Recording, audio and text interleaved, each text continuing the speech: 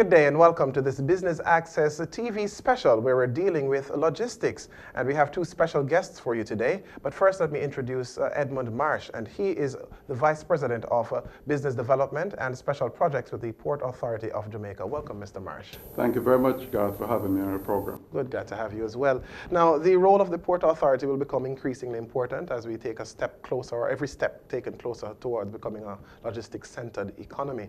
Just describe what the Port Authority will be doing as we move forward or enhancing our way forward to that goal. Okay, the Port Authority has several roles to play. First, it's responsible for the development of the maritime industry. And therefore, over the years, we have done significant work towards building a world-class port at the Kingston Container Terminal. And we also look at regulating the harbors and services that's provided to the ports. However, regarding logistics, the port of Kingston is a very busy port. It handles this year, I think, in the region of 1.5 million TEUs, 20-foot equivalent container boxes. Think of container boxes. And the Port Authority handles maybe 90% of that cargo. With the advent of the imminent concession with CME CGM, we're now looking to change our role a little bit, more from the direct day-to-day operations of that port into one more of management of the facility, of overall management of the port industry. Right. The role now centers around how can we improve the cargo flow from Jamaica in and out, and that's where logistics comes in. The port therefore acts as a node for cargo moving across boundaries, and as a transshipment port, currently, a lot of what we do relates to moving boxes. However, with the advent of and the thrust to logistics, trying to leverage our central position in the region and volumes that already comes to Kingston, we're looking to open those boxes and move them internally to the island or around the port for further development. Right, which is a part of the whole process, because there are particular activities or companies which may wish for us to finish products here and so on, and that's where it comes in. That's where it comes in handy. That is what we're now looking. In fact, we have recently got interest from some of the users of the port from overseas to look and say, can we put facilities here that will help to transform that cargo into value-added processing towards final destination within the region. So that's something that we're working with them to accomplish. And that's what the whole logistics hub initiative idea is all about. For a lot of people, they think it's really, when they think of the word hub, they think of one small spot, but really it's the island kind of positioning itself. Absolutely, yeah? Absolutely. And that is the whole concept behind having, first of all, very good quality infrastructure. And that is like ports, airports. Then you have to move cargo from there in and out in a very efficient and very in a clear way, with strong security. Mm-hmm. That means the goods can be tracked and traced, and therefore wherever it's then the final destination for it to be processed and returned to the port for an onward destination. All that is part of logistics. We at the Port Authority, we're looking to use to those clients who would want to be close to the port. We have facilities which are now preparing for that purpose. Already, the free zones are there. We have the Kingston Free Zone that actually was set up to do exactly that many years ago. Over the years, this role has been transformed from that purpose into other things. But now that's what we're focusing on. Utilizing those facilities to continue the whole process of value-added, close proximity to the port, leverage the volumes already there, and to satisfy clients' demand. Good. Now, as it relates to Kingston Container Terminal, the concession agreement with CGM, what led to that, and what's the great advantage of kind of stepping away from the day-to-day management? All right, the CME CGM is one of our major clients that actually calls the port. A few years ago, they actually submitted a proposal to use exclusive of certain aspects of the port. However, the government decided to put the whole terminal facilities out to private tender. In the end, the process that has gone on for a little while, CME CGM, through their consortium with a section that deals with global terminal operations, have won that concession. And we're in the final bits of finalizing the transfer process over for them to literally hand over the keys to them to operate the port. No, it's not just operating. And what's the timeline on that, by the way? The financial close is scheduled for sometime, I think, end of March, and so the transfer should occur pretty soon after. What led to that decision? Over the years, you have to understand that the Kingston Container Terminal was an initiative of the government, and the Port Authority was established to perform that particular role. And we have done all the investments of it. If you look across, all that build-out has been done primarily through loans, and the Port Authority has gone ahead and did it and supported it, operated it through third-party players, and we have reached a point where, with certain challenges, we now think that for us to move on to that next level, we need a lot more input from the private sector, and that led to the idea of inviting international terminal operators to come in and let's hear what they have to say in terms of building out the facilities over the next 30 years. And that's what led to the development of that concession.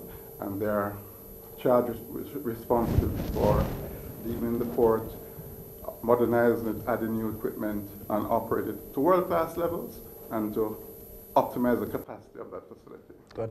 Now, there is a near-port logistics project which is underway, but describe that project and how it will enhance our overall preparedness.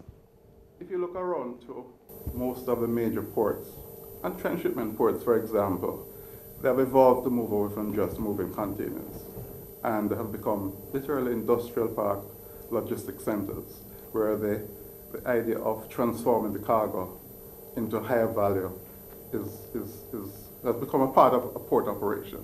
So that's what we're looking at.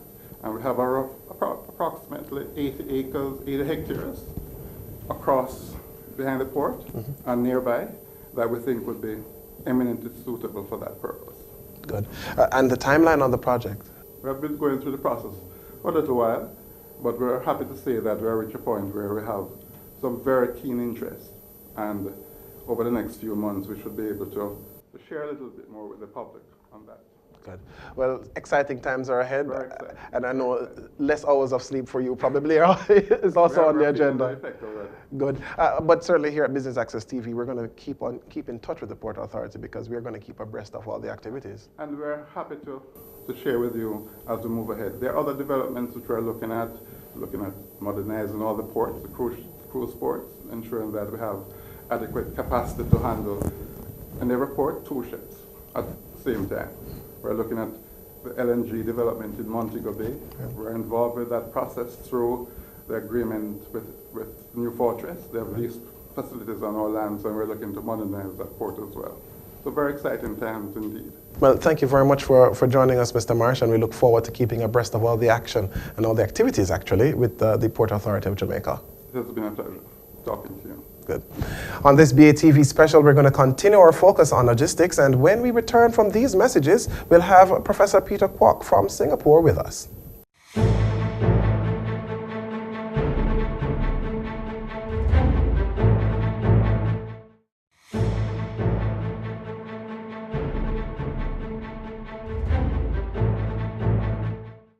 With me now is a professor of logistics, and he is Peter Kouk.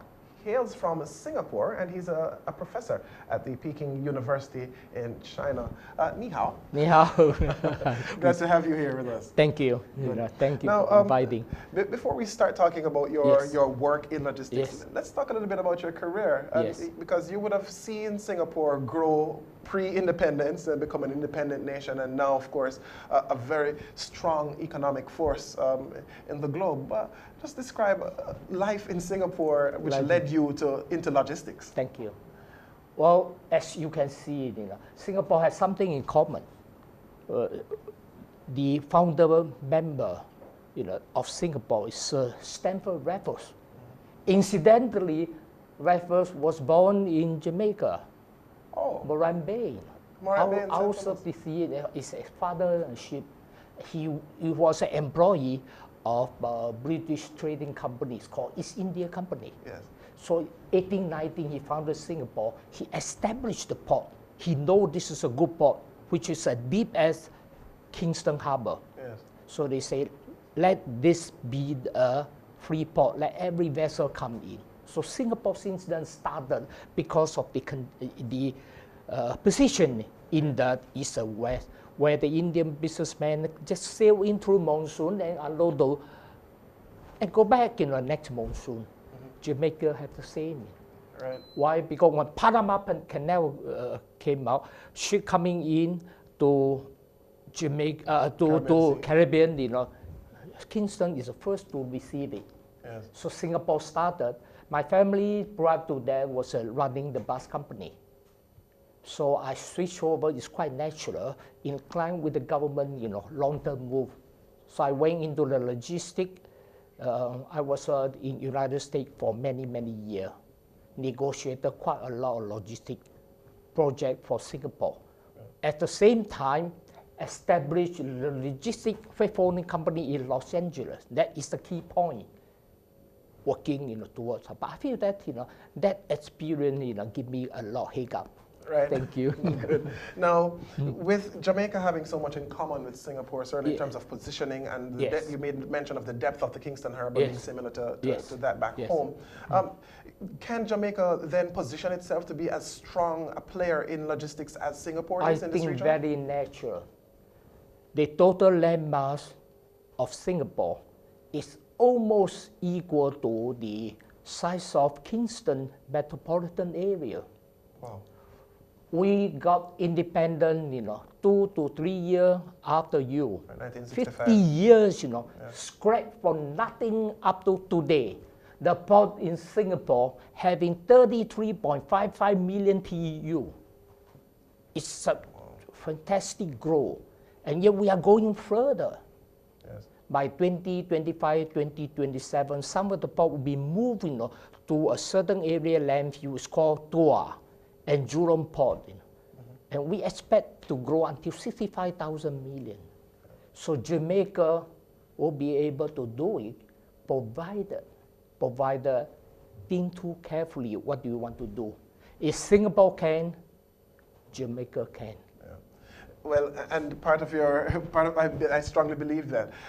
Part of the reason for your visit here to Jamaica, though, is to provide a certain amount of consultancy as it relates to logistics. Yes.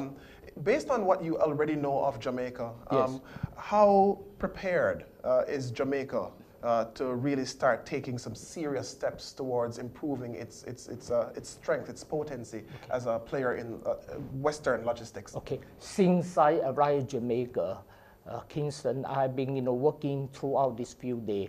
I've seen a little bit here. I went to the Kingston Wharf. I came to the KCP terminal.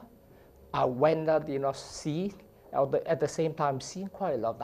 I should say, you know, if everything in play, no matter what business model you are taking, public-private partnership, you know, it's going to be here. But to come out with logistic hub is a monumental task. Monumental task. And because of the size of the task, too, it really comes with a big price tag. There, a lot of capital needs to be put in place. In your opinion, are there enough players interested, certainly owners of capital, whether it be private business or otherwise, willing to invest in a Jamaican logistics hub initiative? I should say this way, you know, frankly. How are you prepared? First of all, those international players, those big, you know, they are very sharp. They want to find out, you know, what will be the future for me. All right. Whatever money dump in, what return on investment can I get it? At the same time, you know, what Jamaican government can give them? Is there enough volume for them to do? Is there industrial base to support this move? It's a big job here. So economy must be in play. Inform the people, know what's going on, get people to prepare in terms of logistic knowledge. Yes. I have an opportunity to visit Dr. Fritz Pinnert of the Caribbean Maritime Institute. Yes. I met with all the professor, faculty member here. One of the questions I asked, you know, how do you know? You know, what to teach to give it to your student? How prepared are you for the job skill? So when the student get out, you know, just can do it. Perhaps I think I saw the paper, you know, Caribbean Maritime Institute should be upgraded to university. Yes. You get a status of the world, you prepare your student for higher level. Education is long-term process. When the port is ready, when your people cannot take over the job, the player comes in, hey, you are not ready. I cannot get all the people outside to help you. So you got to help yourself. Yes. You got to help yourself. You got to prove that, you know, I can do it. You got to prove that I can take over the new technology. The curriculum must be gel with whatever future skill required. And that is the kind of approach that Singapore took. So yes, we have been putting in, we get in. Edward Marsh was educated at Georgia Tech. Georgia Tech, we brought them to Singapore University called National University Singapore. Yes. And you know, it's a joint certification program. Good. Mind you, you know, we get the manpower training even to our inmate. We get our inmate to learn logistics. In the prison, they learn, when they get down, you know, provided you're okay, then they can get it. The job, yes. Can you imagine how important is HR, human resources, human preparedness, you know, to do this? Indeed. I think Jamaica has some job to do. Government agency involved should think seriously about elevating the level awareness of logistics for Jamaica. This is something for them to go. This is something, it's future in thing. This is something had to think seriously before building. I know CMA bought over, all right, have the 30-year, you know, lease, concession for the port. Right. Incidentally, second coincidence, CMA just bought over our national shipping line. It's called Neptune Orient Line. In Singapore? Yeah. Yes, they are very familiar. They are the big player. They are the expert. But can your people cope up when they come in here? But we're going to continue that conversation. What the volume increase, are you ready? Yes. So don't ask people, what can you do for me? You got to prepare yourself to get readiness. Indeed. If you are not ready, these people, you know, will be, you know, setback. So the decision process will be low. After 30 years, you see a little progress. Certain target had to be set. Certain objective had to be met. You may have to, first of all, redesign your strategy, all right? Realign your goal, and also revitalize your growth. Very spirited discussion here with Professor of Logistics at Peking University, Professor Peter Kouk. We're going to take a quick break, and we'll come back with more in this BATV special focusing on logistics.